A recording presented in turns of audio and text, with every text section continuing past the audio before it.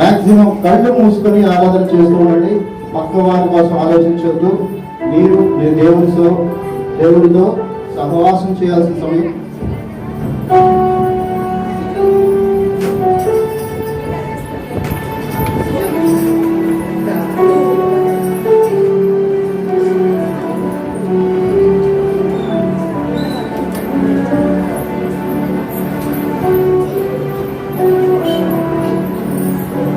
హల్లెలూయా హల్లెలూయా హల్లెలూయా. స్తోత్రం స్తోత్రం తండ్రి. పరిశుద్ధాత్మ దేవానికి స్తుతులు ప్రభా. దేవానైనా ఇంతవరకు మరి ప్రభానైనా పాటలో మీరున్నారు ప్రభా, ప్రార్థనలో మీరున్నారు తండ్రి నైనా మరి ప్రభా, వాక్య ధ్యానంలో మీరున్నారు. స్తోత్రాలని మాలాషేకేరి బాబా రీఖాలు గరి శందరవర్ని బాబా వరఖాలు గరి. Thank you Lord Jesus mighty Holy Spirit. అయ్యా ఆరాధిస్తూ ఉండగా ప్రభా, ఆత్మతో సత్యముతో ఆరాధించు ప్రభా. ఈ సన్నిధి ప్రసన్నతను అందరికీ తోడుగా దయచేయండి. మహిమతో నింపండి, సహాయం చేయండి. యేసు నామమున హల్లెలూయా. అభిషేకమా ఆత్మ అభిషేకమా నన్ను దీవింపనాపైకి దిగిరమ్మయ్యా.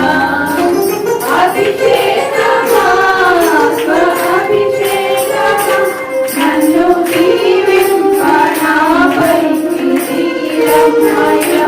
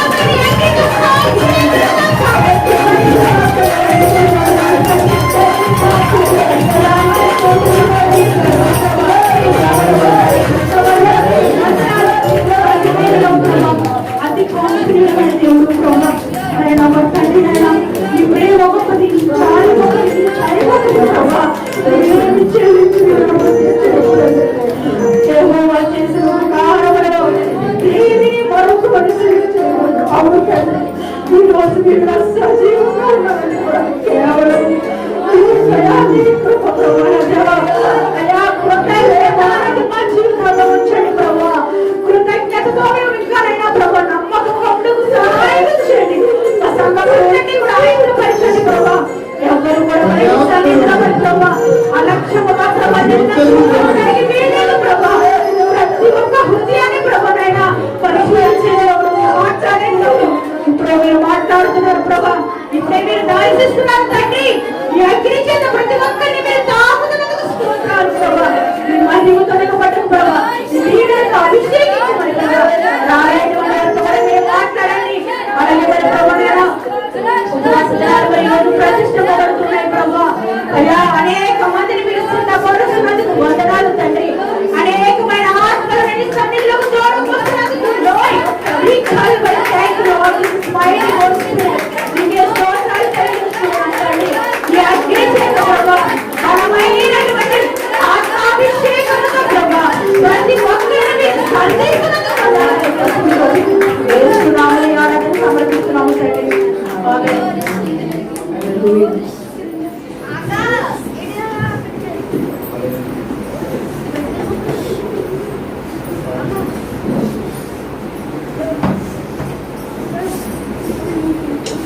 హల్లెలూయా. దేవునికి స్తోత్రం. హల్లెలూయా. అలాగే కూర్చొని ఉండండి. అలాగే కూర్చున్నాం.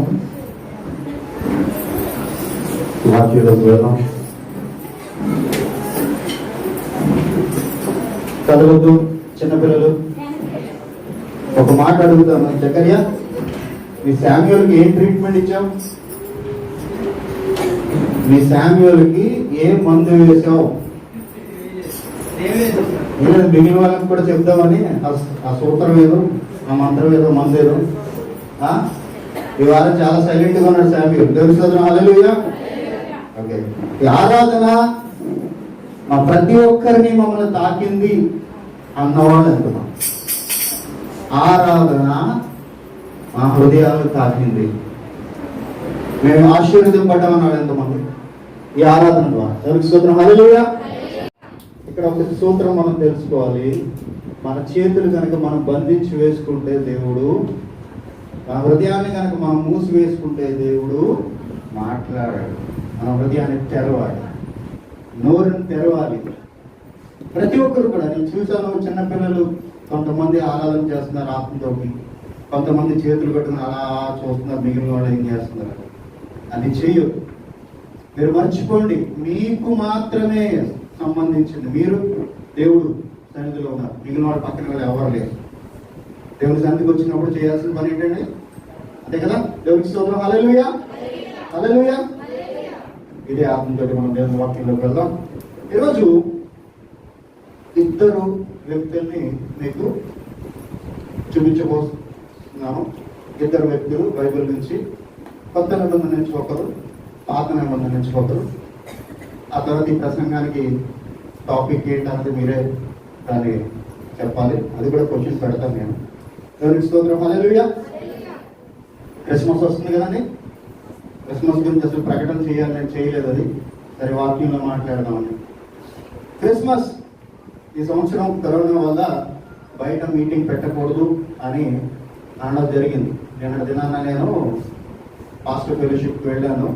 అక్కడ పెద్ద పెద్ద పాస్టర్స్ అందరూ కలిసి నా కోసం ప్రార్థన చేయడం జరిగింది. సంఘాన్ని అది బలపరిచి నడిపించడం కోసం. అయితే అందులో ఈ మాట చెప్పారు, మీటింగ్ పెట్టడం లేదు అని చెప్పి క్రిస్మస్.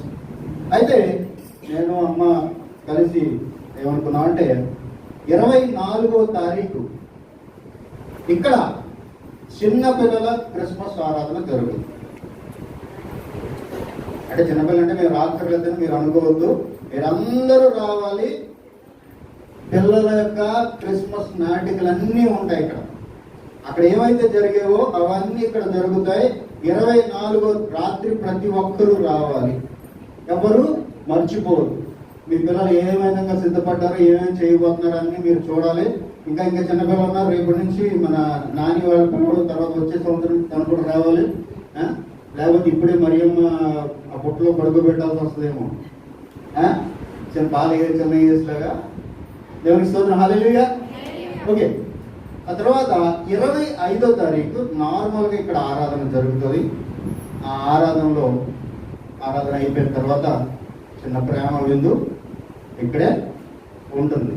కాబట్టి మీకు ఏమైనా స్పెషల్స్ ఏమైనా ఉంటే సాయంత్రం ఏర్పాటు చేసుకోవచ్చు, మమ్మల్ని కూడా పిలవచ్చు, మేము కూడా ఫ్రీగానే ఉంటాం. దేవునికి స్తోత్రం, హల్లెలూయా. ఓకే, సో ఇది మార్పు. ఇది ఎంతమందికి నచ్చింది అని నేను అడగాలనుకుంటున్నాను.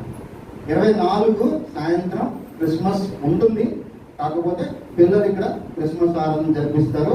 ఒక చిన్న వాక్యం ఉంటుంది. తర్వాత 25వ తారీఖు మన క్రిస్మస్ ఆరాధన జరుగుతుంది ఉదయం యథావిధిగా 10 గంటలకి.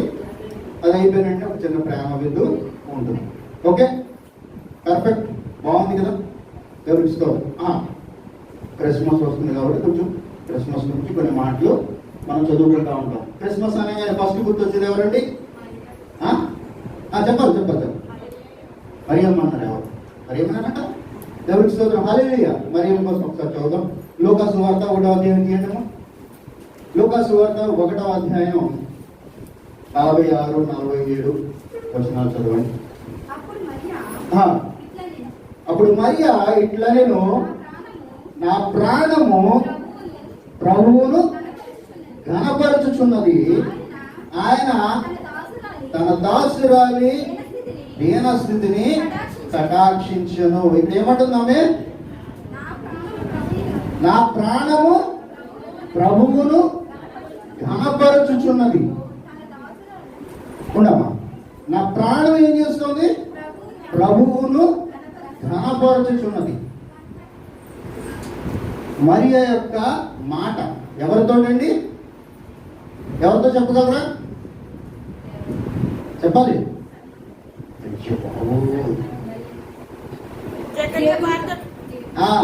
జకర్యా యొక్క భార్య పేరేంటి? ఎలిజబెత్. దేవునికి స్తోత్రం, హల్లెలూయా. ఎలిజబెత్ ఆమెని మరియని చూడంగానే కొంత సంతోషపడింది. ఎలిజబెత్ యొక్క కడుపులో ఉన్నటువంటి బిడ్డ సంతోషంతో గంతులు వేస్తుంటే ఎలిజబెత్ కొన్ని మాటలు చెప్పింది. ఆ మాటలకి రిప్లైగా మరియా ఏమన్నది? నా ప్రాణము ప్రభువును ఘనపరచుచున్నది, ఆయన తన దాసురాలి దీనస్థితిని రక్షించెను. ఇక్కడ ఒక మాట నేను అడుగుతాను. మరియా ఆ టైంలో ఏ స్థితిలో ఉందో చెప్పండి? దీనస్థితిలో. ఎందుకు? పెళ్లి కాలేదు. పెళ్లి కాకపోవడం దీనస్థితి కాదు. రండి చెప్పాలి, పర్వాలేదు. పెళ్లి కాకుండానే నువ్వు గర్భవతి అవుతావు అని దేవదూత చెప్పిన మాట విని దానిని అంగీకరించి దాన్ని ఫాలో అవుతున్నప్పుడు వచ్చే సమస్యలు మీరు ఊహించగలరు కదండి. ఏమంటే అవి అవమానం. అందరూ బయటికి వెలివేస్తారు, సమాజం నుంచి వెలివేస్తారు, లేకపోతే రాళ్లతో కొట్టచ్చు. ఎన్నో ఎన్నో ఎన్నో డౌట్స్ రావచ్చు. వీటన్నిటినీ కూడా ఆమె ఏం చేసింది? లెక్క చేయలేదు. వీటన్నిటిని కూడా ఆమె లెక్క చేయలేదు. కానీ ఆమె ఏం చేసిందంటే దేవునినే లెక్క చేసుకుంది. దేవుని ఏం చేసింది? లెక్క చేసుకుంది. దేవునిని ఘనపరిచింది ఆమె. ఈ రోజున మనకి ఏదన్నా ప్రాబ్లం వస్తే దాన్ని మనం ఘనపరుస్తూ ఉంటాం చాలాసార్లు. మాకు సైన్స్ ల్యాబ్లో మ్యాగ్నిఫైయింగ్ గ్లాస్ ఉంటుంది. భూతత్వం మనకి తెలుసు కదండి. చిన్నప్పుడు బాగా ఆడాం.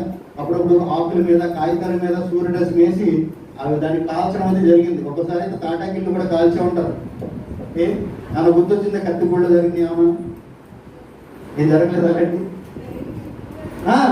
ఒక్కొక్కసారి తాటాకిళ్ళ మీద వేస్తే పాపం కాలిపోయిన సన్నివేశాలు కూడా చాలా ఉన్నాయి. మేము విన్నాం. భూతత్వాన్ని పెట్టి ఆకులు కాల్చి తర్వాత ఇల్లు తగిలేసుకున్న రోజులు. ఈ రోజుల్లో నేను నా మాట ఏంటంటే, మీరు దేనిని ఘనపరుస్తున్నారు? మీరు దేనిని ఘనపరుస్తున్నారు? మీకు వచ్చిన సమస్యనా? మీతో ఉన్నటువంటి దేవుణ్ణా? మీకు వచ్చిన సమస్యనా? మీ తోడుగా ఉన్నటువంటి దేవుణ్ణా? చాలా మందికి ఒక సమస్య వచ్చేసరికి దాని గురించే ఆలోచిస్తారు. ఆ అప్పులు బాధ, 1,00,000 రూపాయలు. అదే మీకు పెద్దగా కనబడుతూ ఉంటుంది, లేకపోతే ఆ వ్యాధి, లేకపోతే ఆ బాధ అదే మీకు చాలా పెద్దగా కనబడుతుంది. కానీ దాని అన్నింటినీ అధిగమించి దాన్ని అణగదొక్కి, లేకపోతే దాన్ని శాసించి, లేకపోతే దాన్ని ఆజ్ఞించి దాన్ని కంట్రోల్ చేయగలిగే దేవుడు మీతో ఉన్నాడు. ఆయన్ని కనపరచడం అనేది మనం చాలా సార్లు చేయట్లేదు కదా. మీరు ఇక్కడ చూస్తే యేసు ప్రభు వారి శిష్యులు పడవ మీద ఉన్నప్పుడు తుఫాను వస్తే శిష్యులు ఆ తుఫాను చూసి భయపడిపోతున్నారు.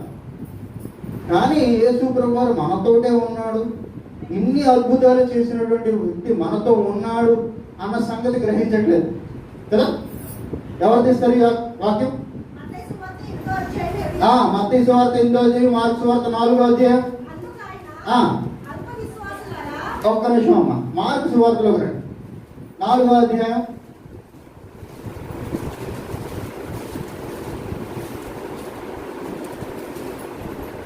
35.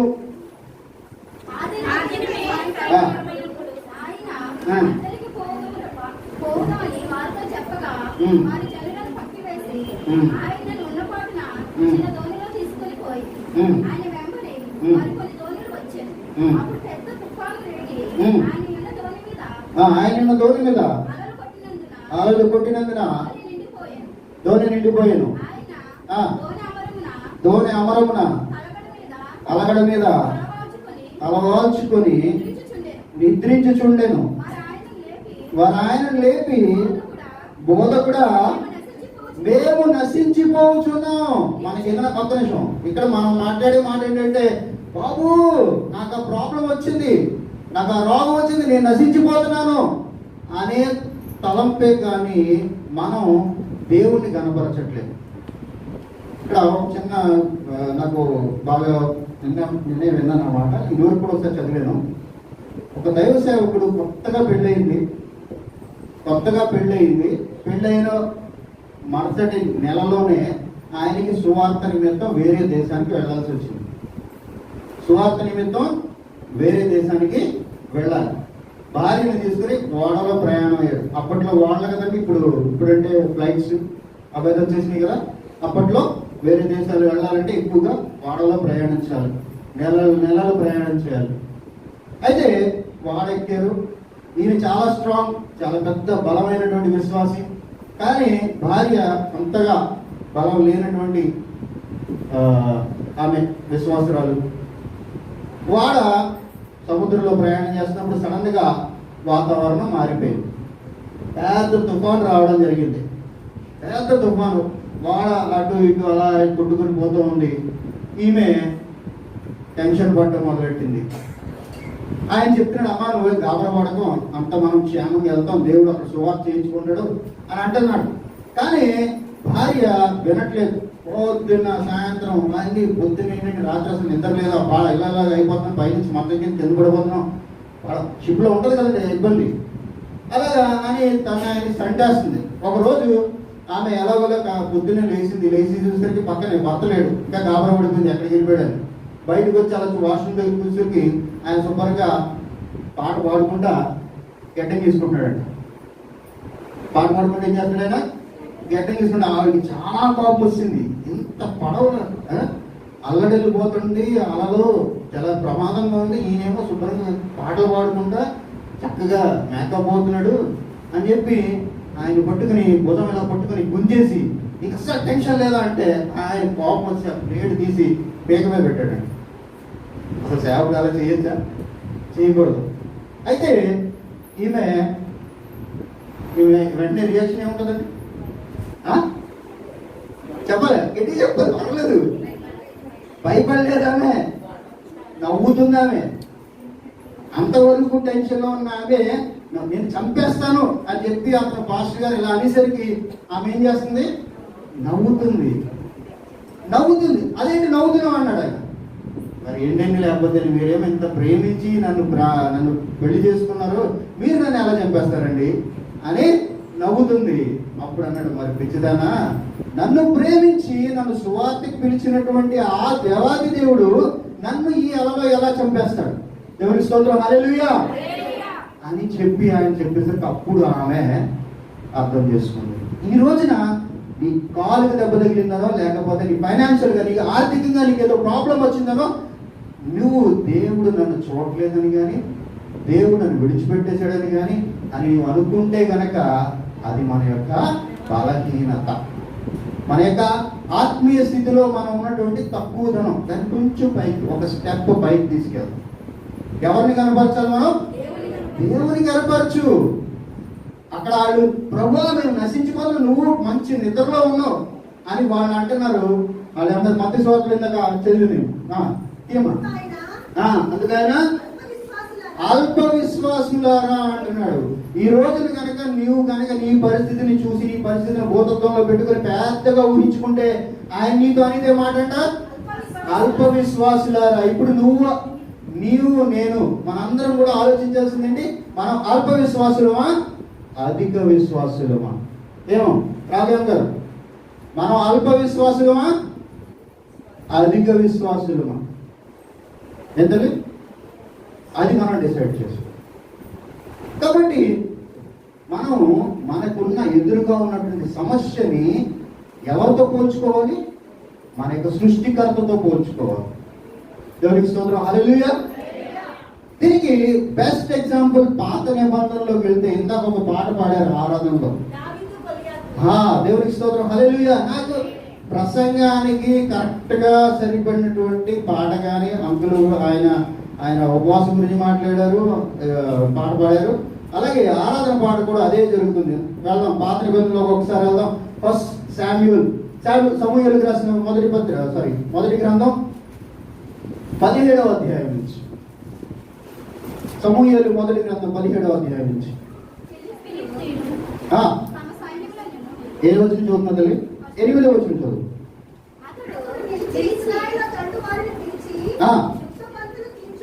యుద్ధ పంక్తులు తీర్చుటకై మీరెందుకు బయలుదేరి వచ్చింది? నేను ఫిలిష్తీయుడను కానా? మీరు సౌలు దాసులు కానా? నేను సాతానుడు కాదా? మీరు యేసు ప్రభు బిడ్డలు కాదా అని అంటున్నాడు అక్కడ. అది అలా అర్థం చేసుకోవాలి మనం. నా యొద్దకు పంపుడి. ఏం చేయాలంట? మీరు ఒకరిని ఏర్పాటు చేసుకుని నా యొద్దకు పంపండి. అతడు నాతో పోట్లాడి నన్ను చంపగలిగిన ఎడలా మేము మీకు దాసులు మగుదాం. నేను అతను జయించి చంపిన ఎడలా మీరు మాకు దాసులు, మాకు దాస్యము చేయుదురు. ఈ దినమున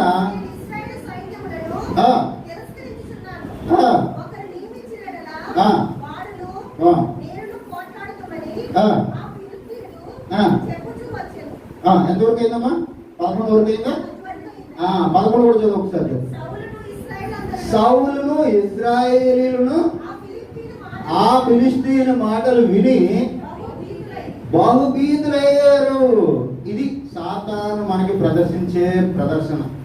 సాతాను చెప్పే మాటలు ఏంటంటే మన చెవుల్లో నీ అప్పుల భారం గురించి కానీ, లేకపోతే నీ అనారోగ్యం గురించి కానీ, నీ ఆర్థిక పరిస్థితుల గురించి కానీ, నీ ఇరుగు పొరుగు వారితో ఉన్న సమస్యల గురించి కానీ సాతాను మాట్లాడేటండి మిమ్మల్ని భయపెట్టడానికి వాడే మాటలు.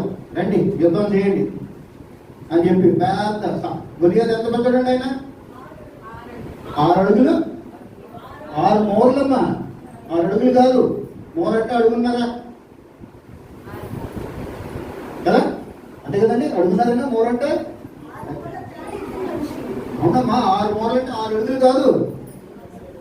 మీరు చెప్పాలి, మూరంటే అడుగున్నారు దగ్గర. మొత్తం ఎన్ని అడుగులు అయినా 9 అడుగులు మనిషి అండి. మీరు ఇలా చెయ్యొద్దని కూడా అన్నారు. అలాంటి మనిషి వచ్చి అన్నాడు, మీ దాంట్లో ఒక్కరిని తీసుకురండి. అంత మనిషిని చూడగానే ఆటోమేటిక్గా అందరికీ భయం వస్తుంది. సాతాను మనకు అలాగే కనిపిస్తూ ఉంటాడు. కానీ మనం ఆలోచించాల్సింది ఏంటంటే ఇతని కంటే పెద్ద గొప్పవాడు ఉన్నాడు. ముందుకెళ్ళి చూద్దాం. ఇంకొక మాట ఉన్నది, 29వ వచనం ఒకసారి చదువుకెళ్ళి. అదే 17వ అధ్యాయం 29వ వచనం.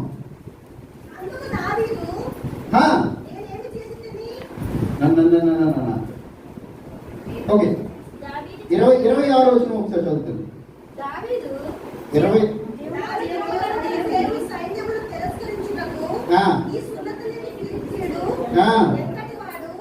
ఆ ఇక్కడ చూడండి, ఇది ఇంతవరకు మీరు విన్నదేంటి?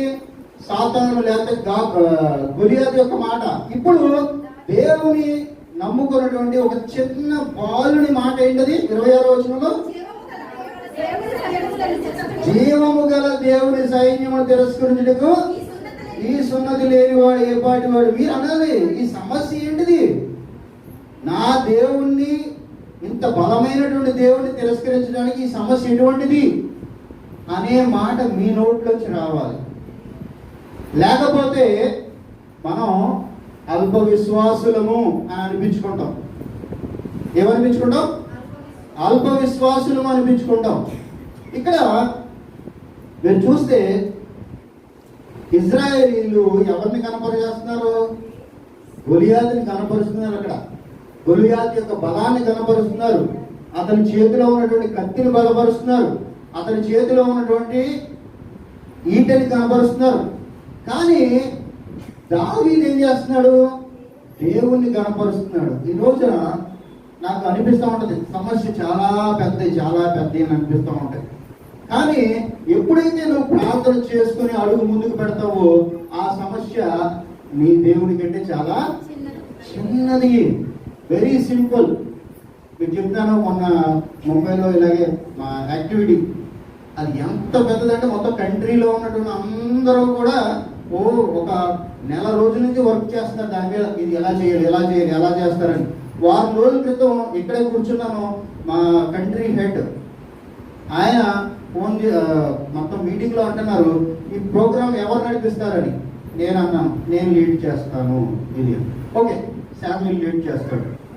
ఆ తర్వాత నేను ప్రార్థన చేసుకుంటాను. అమ్మకి చెప్పాను, అమ్మ ఇది చాలా ఇంపార్టెంట్ ఇది విషయం, దీనికోసం ప్రార్థన చేయండి. అమ్మ ప్రార్థన చేసింది. ఆ రోజు ఆదివారం నాడు అమ్మకి ఎన్ని గంటలకు ఫోన్ చేశాను?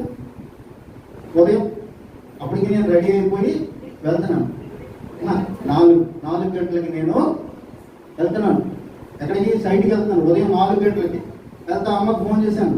అమ్మ ఆల్రెడీ మెరుగుగా ఉంది, ప్రార్థన చేస్తా ఉంది. ప్రార్థన చేసింది, వెళ్ళి చక్కగా జరిగించి ప్రభు అని ప్రార్థన చేసింది. దేవునికి స్తోత్రం, హల్లెలూయా. 6 గంటలకి మేము అక్కడ యాక్టివిటీ స్టార్ట్ చేసాము. మేము ముగించాల్సిన టైం కంటే ముందుగానే గంట ముందు మేము ముగించడం జరిగింది. దేవునికి స్తోత్రం, హల్లెలూయా. ఎటువంటి సమస్య లేదు. మనందరికీ గ్యాస్ సిలిండర్లు వస్తున్నాయి కదండి, మనందరూ బుక్ చేస్తూ ఉంటాం, SMS పెట్టి లేదా కాల్ చేస్తాం. ఇవన్నీ ఆ ఆఫీస్ నుంచి వస్తాయి. ఆ రోజు మొత్తం కంప్యూటర్లన్నీ వాళ్ళు బంద్ చేసి కూర్చున్నారు. ఏమన్నా తేడా వచ్చిందా? మర్నాడు మళ్ళీ గ్యాస్ బుకింగ్ అవ్వదు. ఆ మర్నాడు మళ్ళీ గ్యాస్ బుకింగ్ అవ్వదు. అందుకని వాళ్ళు టెన్షన్. సాయంత్రం 8 గంటలకి 8:30కి ఆయన ఒక మెసేజ్ పెట్టాడు. చక్కగా లీడ్ చేసినటువంటి శామ్కి చాలా థ్యాంక్స్ అని చెప్పి ఆయన ఒక మెసేజ్ పెట్టి మా కస్టమర్. దేవుని స్తోత్రం, హల్లెలూయా. ఇది మనల్ని లీడ్ చేసేది ఎవరు? శామ్, నేను కాదు. మనం ప్రార్థన చేసుకుని వెళ్ళిన ఎవరి కోసం అయితే, ఎవరి నుంచి అయితే ప్రార్థించామో ఆయన మనల్ని లీడ్ చేసేది. శామ్ గొప్ప కాదు, లేకపోతే వేరొకరు గొప్ప కాదు, దావీదు గొప్ప కాదు. ఇక్కడ ఆయన ఏమన్నాడు? జీవము గల దేవుని తిరస్కరించుటకు ఈ సున్నతి లేని వాడు ఏ పాడివాడు అంటున్నాడు. అదే ఇంకొక మాట అంటున్నాడు ఆయన 17వ అధ్యాయం 32వ వచనంలో ఒక మాట చదువుతుంది.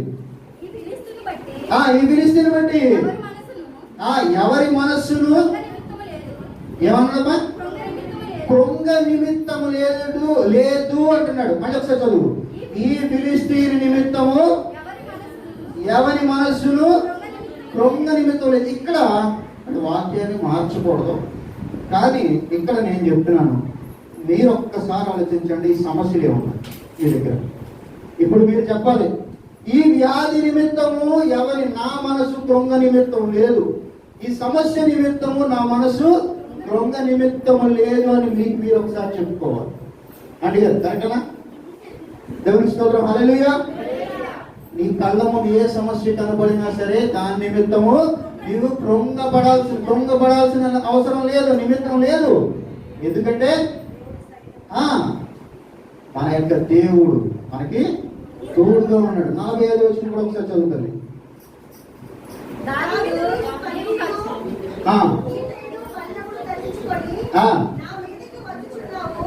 ఏమేమి ధరించుకుని వస్తున్నావు? కత్తి ఈట ధరించుకొని నా మీద వస్తున్నావు. కానీ అయితే నీవు తిరస్కరించిన ఇశ్రాయేలీల సైన్యములకు అధిపతి యెహోవా ఆయన పేరట నేను నీ మీదకి వచ్చుచున్నాను.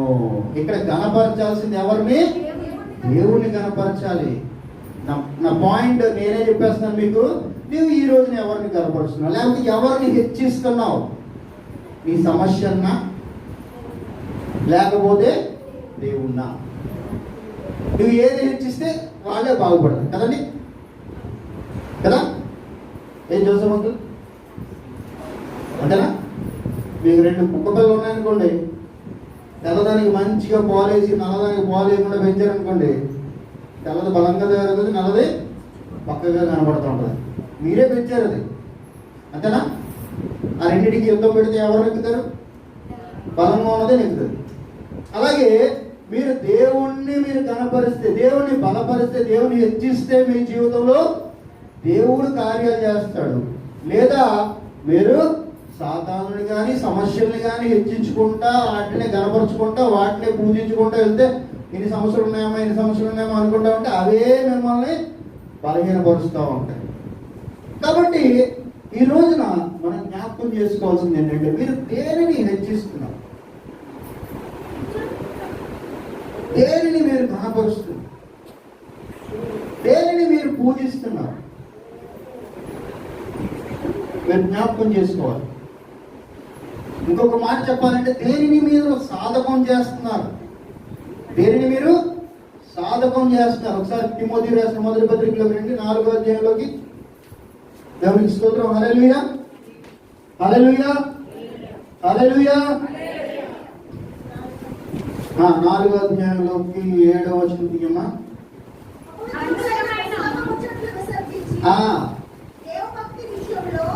దైవ భక్తి విషయంలో నీకు నీవే సాధకం చేసుకోవాలి అని వాక్యం సెలవిస్తుంది. ఏం చేసుకోవాలి? దైవ భక్తి విషయంలో నీకు నీవే సాధకం చేసుకోవాలి. ఇక్కడ మళ్ళీ ఒకసారి పాత నిబంధనలోకి అదే సన్నివేశంలోకి వెళ్తాం. ఎక్కడికి? ఇటు పక్కన ఫిలిస్తీన్లు ఉన్నారు, ఇటు పక్కన ఇజ్రాయేలీలు ఉన్నారు. ఈ కొండ మీద ఇజ్రాయేలీలు ఉన్నారు, ఆ కొండ మీద ఫిలిస్తీన్లు ఉన్నారు. ఫిలిస్తీయుడు వచ్చి, గొలియాత్ వచ్చి ఛాలెంజ్ చేస్తున్నాడు అందరినీ. అమ్మా బైబిల్ చూడద్దు. గొలియాత్ వచ్చి ఏం చేస్తున్నాడు? ఛాలెంజ్ చేస్తున్నాడు. ఇజ్రాయేలీలు గడగడగడలాడిపోతున్నారు. ఇజ్రాయేలీలో సైనికుల్లో 3 సైనికులు ఉన్నారు. ఎవరైనా పేరు చెప్పగలరా? దేవునికి స్తోత్రం. హల్లెలూయా. చప్పట్లు కొట్టండి అమ్మా. 3 సైనికులు ఉన్నారు. ఎవరు? ఎలియాబు, చెప్పాలి, ఆయన తమ్ముడైనటువంటి అహితోపం, అభినాదాబు. ఎలియాబు, అభినాదాబు, షమ్మా, 3 అన్నదమ్ములు ఉన్నారు. ఈ 3 కాదు, ఇంకొక ఆయన వచ్చాడు, ఆఖరి తమ్ముడు. ఎవరైనా? దావీదు. దావీదుకి ఎలియాబు ఎవరండి? అన్న, పెద్దన్న.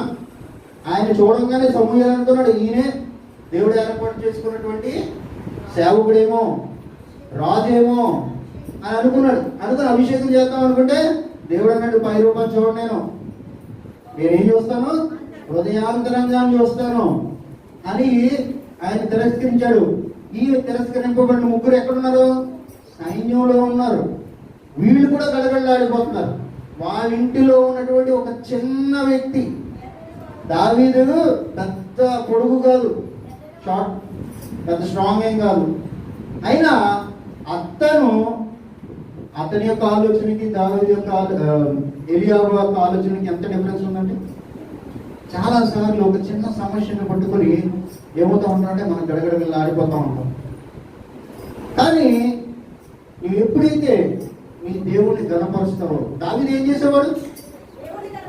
దేవుడు అక్కడికి వెళ్ళి ఆ చిన్న గొర్రెలుగా, వాళ్ళ అన్నయ్య కూడా ఒక మాట అన్నాడు. ఇక్కడ ఇందాక చదివే కదా 29వ వచనంలోనా? దేవుడికి మళ్ళీ ముందు నుంచి చదువమ్మా. వాళ్ళ అన్నయ్య చూసేవాడున్నాడు. వారితో మాట్లాడినది అతని పెద్ద ఈ దావీదు వెళ్ళి అక్కడికి అందరికీ చెప్తాడు, అరే అతని గురించి మీరు భయపడతారు ఏంటంటే వాళ్ళ అన్నయ్య ఏమన్నాడు, ఎలియాబునకు వినబడగా ఎలియాబునకు వినబడగా ఎలియాబునకు ఆ, దావీదు మీద కోపం వచ్చి దావీదు మీద కోపం వచ్చి అతనితో నీవు ఇక్కడికి ఎందుకు నువ్వు ఇక్కడికి ఎందుకు వచ్చితివి? వచ్చావు, అరణ్యంలోని అరణ్యంలో ఆ చిన్న గొర్రె మందను ఆ చిన్న గొర్రె మందను పెద్ద మంద కాదండి, అది చిన్న మంద. ఎవరి వశము చేసి ఎవరు వాసం చేసావు, నీ గర్వమును నీ గర్వం, నీ హృదయపు చెడుతనమును నీ హృదయపు చెడుతనం నేనెరుగుదును. నేను ఎరుగుదును అని చెప్తున్నాడు. యుద్ధము ఉండదులే చాలు. ఇక్కడ దావీదుని ఎవరు తొక్కేస్తున్నారు, వాళ్ళ అన్నయ్యే. వాళ్ళ అన్నయ్య కూడా దావీదు యొక్క బలాన్ని తెలుసుకోలేకపోయాడు. కానీ నీ దేవుడు నిన్ను చూస్తా ఉంటాడు, నిన్ను చూస్తా ఉంటాడు నీ దేవుడు. అందుకే పేతురు రాసిన మొదటి పత్రికలో ఒక మాట రాయబడి ఉంది. 3వ అధ్యాయం 12వ వచనం చూడండి. ప్రభువు కన్నులు నీతిమంతుల మీద, ప్రభువు కన్నులు నీతిమంతుల మీదను, ఆయన చెవులు వారి ప్రార్థనల వైపు వారి ప్రార్థనల వైపు ఉన్నవి కానీ ఉన్నవి కానీ. చాలమ్మా, ఇక్కడ ఏమన్నాడు, దేవుని కన్నులు నీతిమంతుల మీద ఎప్పుడు ఉంటాయి. ఈ రోజు దేవుడు నన్ను విడిచిపెట్టేశాడని మీరు అనుకోవడానికి వీల్లేదు. దేవుడు విడిచిపెట్టలే, దేవుడు చూస్తా ఉంటాడు నువ్వు ఎంత మహిమపరుస్తున్నావు. ఆ రోజున ఆ మరియ దగ్గరికి వచ్చి దూత మాట్లాడుతుంది, అమ్మా నీవు లోకరక్షకుని జన్మిస్తావు, దేవుడు నిన్ను ఏర్పాటు చేసుకుని నువ్వు ఆత్మ ద్వారా గర్భం ధరిస్తావంటే మరియ సారీ ప్రభు, నేను ఆల్రెడీ ఎంగేజ్మెంట్ అయిపోయింది, నువ్వు రాంగ్ అడ్రస్కి వచ్చావు అని దూతను అన్నదా? అలా ఆమె ఏమన్నది ఒకసారి చదువుతారా, ఒకసారి లూకాసు వార్త 1వ అధ్యాయంలోకి మళ్ళీ వస్తాం.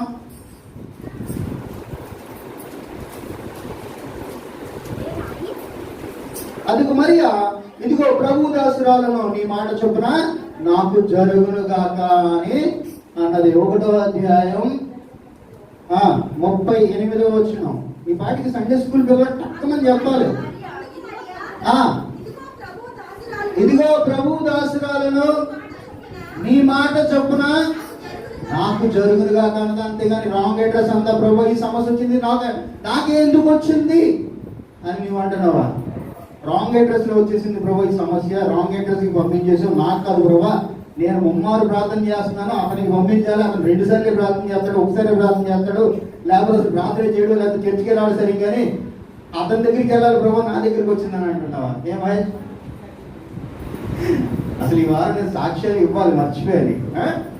చెప్తారన్నారు పోయిన వారం అమ్మ సాక్ష్యం చెప్తానంటే నేను మర్చిపోయాను, మళ్ళీ సాక్ష్యాలు చెప్పాలి. దేవుని స్తోత్రం, హల్లెలూయా. అమ్మ విషయంలో కూడా వాళ్ళ అబ్బాయి చిన్న అబ్బాయి విషయంలో అద్భుతం చేశాడు దేవుడు. ఇంకా దానికోసం మనం విన్నాం. ఓకే, ఈ రోజున నువ్వు ఏమంటున్నావు, ప్రభు రాంగ్ అడ్రస్కి వచ్చేసింది ఈ సమస్య, నాకు కాదు, నేను ముమ్మారు ప్రార్థన చేస్తున్నా, లేకపోతే ఎవ్రీ సండే చర్చికి వెళ్ళిపోతున్నాను, తాను చేస్తున్నాను, చక్కగా పాటలు పాడుతున్నాను, లేకపోతే ఆరాధనలో ఉన్నాను, వాక్యంలో ఉంటున్నాను, అన్ని కార్యక్రమాలు చేస్తున్నాను, నాకు ఎందుకు వచ్చింది ఈ అప్పుల బాధ, లేదా నాకు ఎందుకు వచ్చింది ఈ సమస్య, నాకు ఎందుకు వచ్చింది ఈ రోగం అని నువ్వు అనుకుంటున్నావు? లేదు, ఈ సమయంలో నువ్వు దేవుని గణపరచాలి. గణపరిచి నువ్వు ఆ టెస్ట్ లో పాస్ అవ్వాలి. మరియ పాస్ అయింది, దావీదు పాస్ అయ్యాడు, అందుకే మహారాజు అయ్యాడు. దేవునికి స్తోత్రం, హల్లెలూయా. ఏమన్నాడు గొలియత్, ఏమన్నాడు, జీవము గల దేవుని పేరట నేను ఈ మీదకి వస్తున్నాను అన్నాడు. ఆ విధంగా ప్రార్థనలో ఉండాలి. ఆ విధమైనటువంటి శక్తి కలిగిన ఓర్పు కావాలి, సహనం కావాలి. ఫస్ట్ ఆఫ్ ఆల్ మనం సహనం కోల్పోతూ ఉంటాం, చాలాసార్లు సహనం కోల్పోతూ ఉంటాం. అది కాదు, సాధకం చేసుకోవాలి. చక్కగా నిన్న కదండి, నిన్న పొద్దున్న నాకు అక్కడ బయట కనిపించాడు ఆయన 7 గంటలకి. ఏం చేస్తున్నాడు పొద్దున్న? ఆటో తీసుకుని వెళ్ళిపోయాడు అప్పుడే 7 గంటలకి. సాధకం అది, పొద్దున్న వెళ్ళిపోవాలి అంతే. ఎందుకంటే బేరం వస్తూ ఉంటాయి, వర్క్ చేసుకోవాలి ఆయన. మరి మనం ఏ సాధకం చేస్తున్నాం? మరి ఆత్మీయ జీవితంలో మనం ఏ సాధకం చేస్తున్నాం? మరి ఏది మనం సాధకం అంటే ఏంటండి? ఎక్సర్సైజ్ అంతే కదా. మరి ఎంత ఎక్సర్సైజ్ చేస్తే మన బాడీ ఎంత చక్కగా ఉంటుంది. కానీ యవనస్తులు చక్కగా ఎక్సర్సైజ్ చేస్తూ ఉంటారు. నేను వెళ్ళివ్వండి కాదు, నేను అసలు జిమ్కి వెళ్ళేవాడు కాదు. కాకపోతే ఏంటంటే ఆల్రెడీ పొద్దున్నే పనులు ఉండేవి కాబట్టి వాటికి వెళ్ళిపోయేవాడు. ఇక్కడ చూస్తే తను పొద్దున్నే వెళ్ళిపోయి ఆటోకి ఆయిల్ పెట్టించుకొని చక్కగా రెడీ అయిపోతున్నాడు. ఆయన సాధకం చేసుకుంటాడు. ఈరోజు కూడా నీవు ఏ సాధకం చేస్తున్నావు? దేన్ని గణపరుస్తున్నావు? నన్ను గణపరచు వారిని నేను గణపరచుడు. నన్ను ఎవరైతే తృణీకరిస్తారో వాళ్ళని తృణీకరిస్తానన్నాడు. నువ్వు ఈ రోజున దేవుని ఘనపరుస్తున్నావా? ఈరోజు మార్నింగ్ లేచి ప్రార్థన చేస్తున్నావా? చాలా కష్టమా? చాలా కష్టం. ఒకసారి నేను 2 గంటలకు పడుకున్నాను మొన్న, మళ్ళీ 4 గంటలకు అలారం అవుతుంది. ప్రార్థన చేయాలి. ఒకసారి సైలెన్స్ చేశాను, మళ్ళీ లోపల అమ్మ లేచింది. ఇంకా నేను లేచి ఒకసారి ప్రార్థన చేసుకుని మళ్ళీ పడుకున్నాను. ప్రార్థన చేయాలి, సాధకం చేయాలి. సాధకం చేస్తూ ఉంటారు. సాధకం చేస్తావు. నువ్వు ఏదైతే సాధకం చేస్తావో అదే దాని ప్రకారం నడుచుకుంటావు. అందుకే అదే తిమోతి రాసిన మొదటి పత్రిక 4వ అధ్యాయంలో తర్వాత వచ్చిన చదువు ఒకసారి 7వ వచనం ఇందాక చదివారు కదా, మళ్ళీ చదవండి. 7వ వచనం. అపవిత్రములైన ముసలమ్మ ముచ్చట్లు మానేసి దైవ భక్తి విషయంలో నీకు నీవే సాధకం చేసుకోవాలి. ఇక్కడ నేను ఒక మాట ఇందాక చెప్పి అందులోకి వెళ్ళిపోయాను. దావీదు ఇంట్లో ఎంతమంది అండి? మొత్తం దావీదు యొక్క అన్నలు ఎంతమంది? 7. మొత్తం 8 మంది కదండి. మొత్తం 8 మంది, 8 పిల్లలు. అందులో దావీదు ఎన్నోవాడు? 8వ, చిన్నోడు, గారాల కొడుకు. కానీ అతను ఏం ప్రాక్టీస్ చేశాడు? దైవ భక్తిని సాధకం చేసుకున్నాడు. ఆ మొదట 7 దైవ భక్తిని సాధకం చేయలేదు. ఇక్కడ దావీదు నీకు నీవే సాధకం చేసుకోమన్నటువంటి వాక్యాన్ని ప్రకారం ఆయనే నేర్చుకుంటున్నాడు. దావీదు ఏంటంటే చాలా ఫ్రీ. గొర్రెలు కాసుకోవడమే కదా. గొర్రెలు కాసుకున్న వాళ్ళు ఎవరు పెద్ద ఏమంటారు కదా, అల్లరి చిల్లరగా తిరిగినా ఎవరు ఏమన్నారు? పొద్దునే గొర్రెలు పట్టుకుని పొలాల్లోకి అడవుల్లోకి వెళ్ళిపోయి అక్కడ రోజంతా ఏం చేసినా ఎవరు పట్టించుకుంటారు కదమ్మా? ఎవరిని పట్టించుకుంటారా? కానీ దావీదు ఆ ఫ్రీడమ్ని, ఆ స్వతంత్రాన్ని వృధాగా వాడుకోలేదు. అతను ఏం చేశాడు? దేవుణ్ణి స్తుతిస్తా, పాటలు పాడుతా, మ్యూజిక్ నేర్చుకున్నాడు. స్పెషల్ కాలేజీకి వెళ్ళలేదు, స్పెషల్గా స్కూల్కి వెళ్ళలేదు. ఆయన ఏం నేర్చుకోలేదు. ఓన్లీ గొర్రెలు కాసుకునేవాడు. వెళ్ళి ఏం చేసేవాడు? అక్కడ కూర్చుని ఆయన సితారు తీసుకొని పాటలు పాడుతూ ఉండేవాడు. దైవభక్తిని సాధకం చేసుకున్నాడు. ఈ రోజున కొంచెం ఫ్రీడమ్ వస్తే చాలు, పిల్లలు మొబైల్ ఎడుకుని గేమ్స్లోకి వెళ్ళిపోతున్నారు. కొంచెం ఫ్రీడమ్ ఇస్తే చాలు ఫ్రెండ్స్ తోటి వెళ్ళిపోతున్నారు. ఈరోజు భయం అండి, అంతే కదా. ఆ ఫ్రీడమ్ని మిస్యూజ్ చేసుకుంటున్నారు. కాకపోతే ఇక్కడ దావీదుని చూసి మనం నేర్చుకోవాలి. దైవ భక్తిని సాధకం చేసుకున్నాడు. పిల్లలు ఏం చేసినట్టు దావీదు? దైవ భక్తిని సాధకం. మరి ఈ రోజున నువ్వు దేని సాధకం చేసుకుంటున్నావు? ఇంకా తర్వాత చదువున్నా. శరీర సంబంధమైన సాధకము కొంచెం మట్టుకే ప్రయోజనకరం. కొంచెం మట్టుకే ప్రయోజనకరం. కానీ దైవ భక్తి ఇప్పటి జీవం విషయంలోను రాబో జీవం విషయంలోను వాగ్దానంతో కూడినదై ఉన్నది. చూడండి, శరీర సంబంధం అంటే ఈ ఫిజికల్ గా ఉన్నటువంటి ఎక్సర్సైజ్ కానీ ఈ ప్రాక్టీస్లు ఇవన్నీ ఏంటంట? ఈ జీవం కొరకే, ఇప్పటి జీవం వరకే. మనం బతుకున్న 60 సంవత్సరాలు, 70 సంవత్సరాలు, 80 సంవత్సరాల మట్టికి ఉపయోగం. కానీ దైవ భక్తి ఏ జీవంలోనంట? రాబో జీవం విషయంలో వాగ్దానంతో కూడినదై ఉన్నన అది అన్ని విషయాలలో కూడా ప్రయోజనకరం. దేవుని స్తోత్రం. హల్లెలూయా, హల్లెలూయా. దైవ భక్తిని మనం ఏం చేయాలి? సాధకంగా చేసుకోవాలి. దైవ భక్తిని ఏం చేయాలి? సాధకంగా చేసుకోవాలి. ఈ మరియ విషయంలో కూడా, మరియా ఆల్రెడీ ఎంగేజ్మెంట్ అయిపోయింది. ఆమె డెడికేట్ చేసుకున్నటువంటి స్త్రీ కాదు, కన్యక కాదు. ఆ రోజుల్లో కన్యకల్ని సెపరేట్ గా కొంతమందిని ఇంట్లో, కొంతమందిని ప్రత్యేకించేసేవారు. ఒకవేళ వాళ్ళ విషయంలో ఇటువంటి ఏమైనా జరిగితే అనుకోవచ్చు, కానీ మరియ ప్రదానం చేయబడింది. ప్రదానం చేయబడినటువంటి మరియని దేవదూత మాట్లాడినప్పుడు యాక్సెప్ట్ చేసింది. ఈ రోజున నీవు దేనిని ఘనపరుస్తున్నావు? నీవు దేనిని ఘనపరుస్తున్నావు? సాతాను చెప్పే మాటలు కనపరుస్తున్నావా, లేకపోతే దేవుని మాటల్ని నీవు ఘనపరుస్తున్నావా? చూడండి ఒకసారి యోహాను రాసిన సువార్త 1:46 వచనంలో ముగింపు చేస్తున్నాను. అందుకు ఆ, నతనయేలు ఆ, ఆ, నజరేతులో నుండి ఆ, మంచిదేదైనా రాగలదా మంచిది ఏదైనా రాగలదా అని అతను అంటున్నారు. ఇక్కడ నజరేతులో నుండి మంచిది ఏదైనా రాగలదా అని ఆ యొక్క ప్రవక్త అంటున్నాడు. అసలు నజరేతులోంచి మంచిది రాదు. అలాగే సాతాను కూడా ఒకసారి చెప్తా ఉంటాడు, నీ జీవితంలో ఈ సమస్యలు నీకు ఏమైనా విడుదల వస్తుంది అనుకుంటున్నావా, ఈ ప్రాబ్లం నుంచి నువ్వేమైనా బయటికి రాగలనుకుంటున్నావా అని సాతాను చెప్తా ఉంటాడు. కానీ అదే నజరేతు నుంచి ఎవరు వచ్చారు? యేసు ప్రభు ఏ విధంగా వచ్చాడు? లోక రక్షకుడు వచ్చాడు. నీ ఏ సమస్యలో లేదా నీ ఏ స్థలంలో ఉన్నావో ఆ స్థలంలో మంచి జరగదు అని అనుకోవచ్చు. కానీ నువ్వు ఎప్పుడైతే దేవుణ్ణి ఎందుకు విశ్వసిస్తావో, ఆ మరియలాగా లేదా దావీదులాగా ఎప్పుడైతే భక్తిని, దైవ భక్తిని సాధకంగా చేసుకుంటావో అప్పుడు ఏమొస్తుంది? అక్కడ లోక రక్షకుడు వచ్చాడు, ఇక్కడ నీ జీవితంలో అద్భుతం వస్తూ ఉంటుంది. దేవుని స్తోత్రం. హల్లెలూయా, హల్లెలూయా. నువ్వు ఎప్పుడు కూడా అనుకోకూడదు ఇక్కడ సరే ఈ స్థలంలో లేకపోతే ఈ నా జీవితంలో అద్భుతం జరుగుతుంది. నేను కూడా అనుకునేవాడిని అక్కడ కూర్చొని హైటెక్ సిటీలో, హైదరాబాద్లో హైటెక్ సిటీలో నేను అనుకునేవాడిని నా బ్రతికింతేనా, ఎలక్ట్రీషియన్ అయిపోయిందా అనుకునేవాడిని. కానీ అవలే, అక్కడతో ఆగిపోలేదు నా జీవితం. ఇప్పుడు కూడా నేను అక్కడికి హైటెక్ సిటీలో వెళితే మీరు బాగా వెళ్ళిపోయారండి, మీకు మంచి లైఫ్ వచ్చిందని అంటాడు. దేవుని స్తోత్రం. హల్లెలూయా. ఎందుకంటే చాలా మంది ఇంకా ఇప్పుడు కూడా అక్కడ డీజే ఆపరేటర్లు గాను, ఎలక్ట్రీషియన్లు గాను, ప్లంబర్లు గాను పనిచేస్తారు. అంటే నేను ఇది నా గొప్ప అని నేను చెప్పుకోను. ఎందుకంటే దేవుడు నా తల్లిదండ్రుల ప్రార్థనలు, నేను దేవుని సన్నిధిలో గడిపిన సమయానికి ప్రతిదానికి లెక్క అప్పగించి, బాబు నువ్వు ఎంత పని చేసావు, ఇంతకంటే నేను 10 రెట్లు ఇస్తానని చెప్పేసి నాకు ఇచ్చేసాడు దేవుడు. దేవునికి స్తోత్రం. హల్లెలూయా.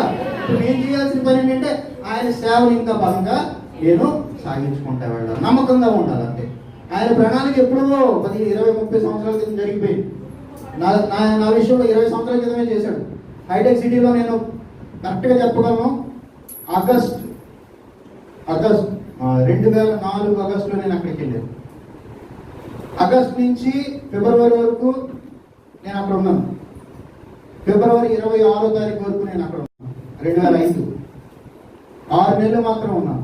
ఈ 6 నెలల్లో నేను అనుకున్నామంటే నా లైఫ్ అయిపోయింది, ఇక్కడైనా ఒక ఎలక్ట్రీషియన్ కన్నా 2200 రూపాయలు జీతానికి పనిచేయాలా, లేదా 2300 రూపాయల జీతానికి పనిచేయాలనుకునేవాడు. కానీ అక్కడ ఆగలేదు. ఆయన ప్రణాళిక ఆల్రెడీ ఉంది. ఎప్పుడో ఇక్కడి నుంచి పంపించడానికిలోనే ఆయన ప్రణాళిక రెడీగా ఉంది. దేవునికి స్తోత్రం. హల్లెలూయా. ప్రతిదీ కూడా నా జీవితంలో ఇది నాకు ఎందుకు జరగలేదని నేను అనుకున్నానంటే దానికి ముందు ఒక 5 సంవత్సరాల తర్వాత, 6 సంవత్సరాల తర్వాత నాకు కనపడుతుంది నువ్వు ఇక్కడ చేయాల్సిన పనులు చాలా ఉన్నాయి, అందుకే నిన్ను అన్ని మార్పించేశాను నేను. అప్పుడు నీకు కష్టం అనిపించవచ్చు, ఈ సమయంలో నీకు కష్టం అనిపించవచ్చు, ఈ సమయంలో నేను ఎందుకు ఆటో నడుపుతున్నాను, ఈ సమయంలో నేను ఎందుకు ఇలా ఉన్నాను, ఈ చిన్న పరిస్థితిలో ఎందుకు ఉన్నాను, ఈ అప్పుల బాధ నాకు ఎందుకు ఉంది అని నీకు అనిపించవచ్చు. కానీ నీవు దేవుని కనపడచ్చు. ఈ అప్పుల బాధలు కానీ, ఎందుకంటే నేను వింటున్నాను ఈ మధ్య ప్రార్థన చేయమని అంటున్నారు, బాబు ఈ విషయంలో ప్రార్థన చేయమా అని. నేను అంటున్నాను నా మనసులో ప్రార్థన చేద్దామని అంటున్నాను, కానీ నేను అంటున్నాను మీరు దేవుని మీద స్ట్రాంగ్ గా నిలబడండి. దావీదులాగా మీరు కొలియాదులుగా చూడాల్సింది జీవము గల దేవుని చూడండి. దేవునికి స్తోత్రం. హల్లెలూయా. దేవునికి స్తోత్రం. హల్లెలూయా. ఎస్, మీరు దేన్ని ఘనపరుస్తున్నారు, మీరు దేన్ని ఘనపరుస్తున్నారు. నిన్న చెప్పాను కదా, ఇక్కడ పాస్టర్ ఫెలోషిప్కి వెళ్తే వాళ్ళు ప్రార్థన చేస్తున్నారు, మన పౌలు గారు అబ్బాయి ఇప్పుడు ఆయన చూసుకుంటారని వేరే పాస్టర్ గారు చెప్తే వాళ్ళు ప్రార్థన చేస్తుంటే ఇంకో పాస్టర్ గారు ఎవరంటే యేసురత్నం గారుని ఎంఏబి విజయ్ కుమార్ గారు, యేసురత్నం గారు అంటున్నారు యువతే వేసుకోదండి వేసుకోవాలి అంటే యువత చిన్నపిల్లలు వచ్చారు సేవలో పెట్టండి ఆయన అంటారు. అవునండి యువత అంటారు. దేవుని స్తోత్రం, హల్లెలూయా. అంటే నేను యూత్ కాదులంటే నాకు 40 సంవత్సరాలు దాటేసింది. నేను కొంచెం చిన్నగా కనబడుతూ ఉంటాను. అంటే ముంబైలో కూడా ఇదే మాట ఉన్నారు మొన్న. ఆయన పని చేసినట్టు తెల్లగా ఉండే జుట్టు. ఆయన ఏమో అందరు గొప్ప అనుకుంటారు. ఆయన వచ్చి నా ముందు కూర్చున్నాడు, భోజనం చేసిన నా కాంట్రాక్టర్ ఆయన. సార్ మీ వయసు ఎంతేనండి? నాకు 40 పైన ఉన్నాయని అన్నాను. అంటే వర్క్ గురించి మాట్లాడుతుంటే నేను ఎన్ని సంవత్సరాలు పనిచేశాను ఆయన చెప్తున్నాడు. 15 సంవత్సరాలు అంతా పనిచేసాడంట. నేను అన్నాను 22 సంవత్సరాలు చేశానండి అన్నాను. ఎవరికి స్తోత్రం, హల్లెలూయా. అంటే కొంచెం ఆయన లేటుగా పనిలోకి వచ్చాను, నేను కొంచెం ముందు పనిలోకి వచ్చాను. అయినా కానీ నేను 22 సంవత్సరాలు పనిచేసరికి ఆయన కామ్ అయిపోయాడు. తర్వాత అన్ని మామూలుగానే జరిగిపోయాడు. దేవుని స్తోత్రం, హల్లెలూయా. ఆయన నిలబెట్టి వాడుకుంటాడు.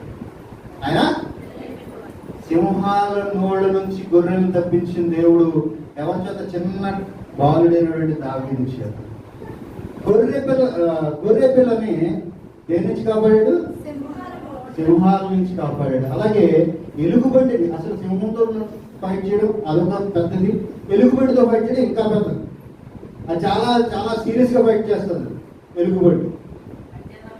అమ్మా పంజాలు ఉంటే దానికంతా టెక్నిక్ అని అది వేరు. అటువంటి దానితో ఫైట్ చేయగలిగిన శక్తి దావీదుకి ఇచ్చాడు. ఎందుకు అంటే దావీదు వీటన్నిటికంటే పైన దేవుడిని చూస్తున్నాడు. ఆ ధైర్యం ఎప్పుడు నీకు ఉండాలి. ఘనపరచడం అనేది దేవుణ్ణి కనపరచాలి, కానీ నీ సమస్యల్ని ఘనపరచకూడదు. నేను మాట్లాడిన సమస్యల గురించి నేను మాట్లాడి ఎక్కువ, ఎందుకంటే నేను ప్రార్థన చేసుకుంటూ వెళ్ళిపోతాను. నాకు ప్రభు దీంట్లో నాకు విజయం కలిగించి సమస్య గురించి నేను మాట్లాడి దానికి విటమిన్స్ ఆంటీ గారు పొద్దున్నే మొక్కలకి స్ప్రే చేస్తూ ఉంటారు. నేను 7 గంటలకి నేను చూస్తున్నాను, అటు నుంచి చూస్తున్నాను, స్ప్రే చేస్తాను. అంతే కదండి. నేను ఉదయం కరెక్టే కదా, ఆ పాదికి పైన మెట్ల మీద చూస్తాను. నేను అందరికీ చూస్తూ ఉంటాను. చాలా అందరూ రాలేదు ఇవాళ.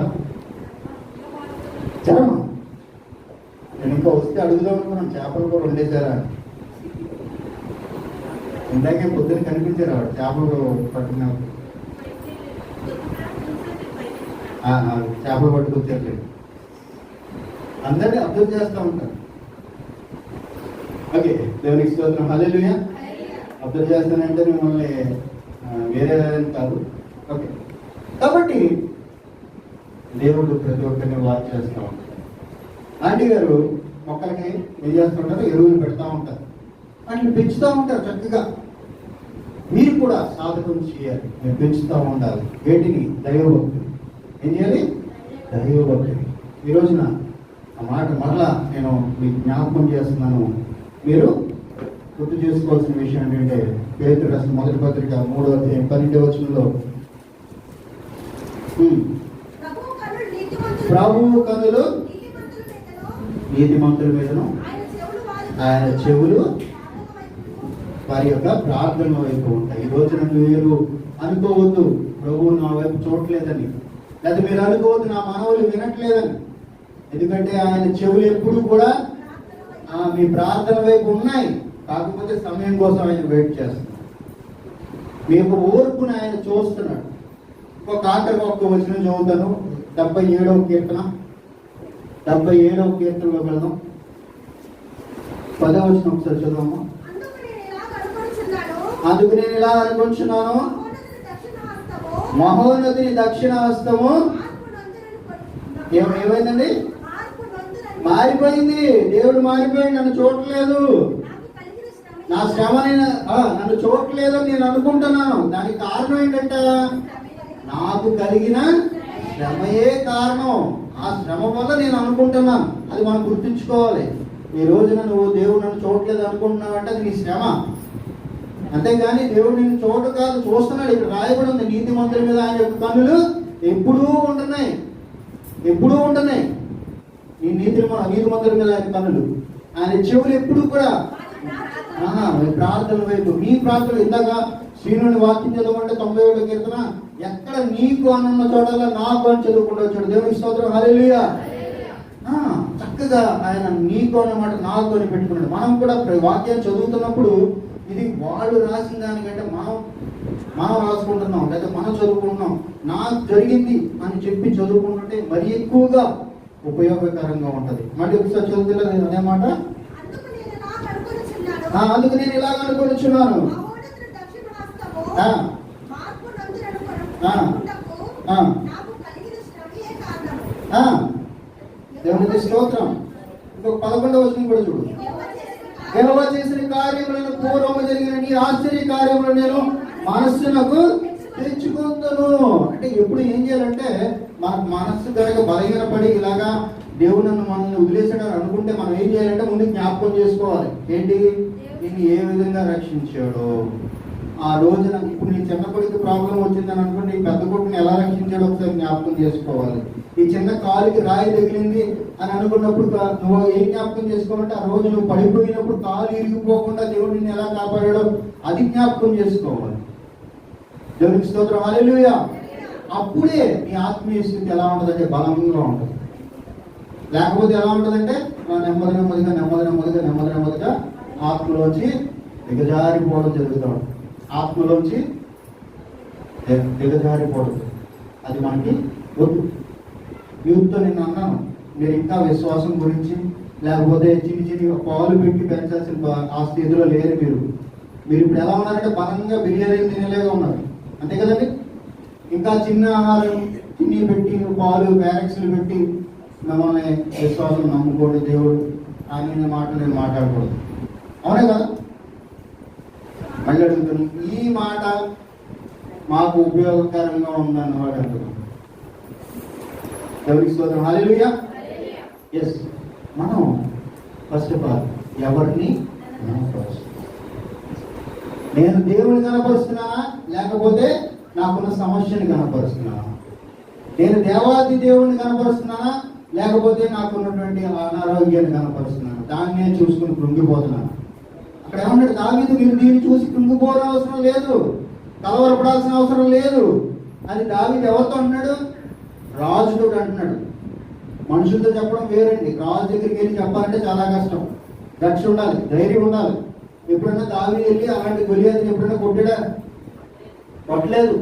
మీరు కూడా అటువంటి సమస్యను మీరు ఎప్పుడు జయించుంటారు, కానీ మీకు ఒక విశ్వాసం ఉండాలి. ఎందుకంటే దేవాది దేవుడు నాతో ఉన్నాడు, నాలో ఉన్నాడు. నాకు పాడారు కదా, అభిషేకమా ఆత్మాభిషేకమా. ఇంకొక మాట ఇంకో పాట పాడాలనిపించింది. ఏంటంటే అది ఎందుకంటే పిరికితనం దేవుడు మనకి ఎన్ని పాట ఎంతమంది వచ్చండి? పిరికితనం దేవుడు మనకియలేదు. వచ్చినప్పుడు పాడాలి, పిరికితనం దేవుడు మనకియలేదు. మరి ఏమిచ్చాడు? శక్తియు ప్రేమయు మంచి మనసిచ్చేది. మళ్ళీ కలిసి పాడదామా? అందరూ పాడతారా? పిరికితనం దేవుడు మనకియలేదు. పాడలేదు. పిరికితనం దేవుడు మనకియలేదు, శక్తియు ప్రేమయు మంచి మనసిచ్చేను. దేవుని స్తోత్రం. సండే స్కూల్లో పాడుకునే పాటలు లేకపోతే ఆరాధనలో పాడుకునే పాటలు. ఎందుకంటే దావీదు అది గ్రహించాడు. ఆ చిన్న పిల్లడైన బాలుడైన దావీదు గ్రహించాడు, పిరికితనం నాకు ఇవ్వలేదు, శక్తి ఇచ్చాడని చెప్పేసి. దేవుని స్తోత్రం. హల్లెలూయా. ఈ రోజున మనం ఆఖరిగా అదే మాట మళ్ళీ ఒకసారి గుర్తు చేసుకున్నాం. నువ్వు దేనిని ధ్యానపరుస్తున్నావు, నువ్వు దేనిని హెచ్చిచ్చేస్తున్నావు, అది మనం జ్ఞాపకం చేసుకున్నాం. ప్రార్థన చేసుకున్నాం. మోకరించండి ప్రతి ఒక్కరు.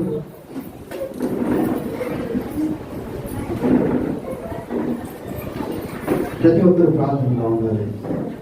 జ్ఞాపకం చేసుకున్న ఆ రోజు మరియా తనకున్న సమస్యల్ని కానీ తనకున్న వచ్చే అవమానాన్ని కానీ తను మహింపరచలేదు, దేవాది దేవుని మహింపరిచింది. అలాగే దావీదు ఆ గొలియాతు యొక్క బలాన్ని మహిమపరచలేదు, ఘనపరచలేదు, దేవాది దేవుని ఘనపరిచాడు, నేను ఘనపరిచాడు.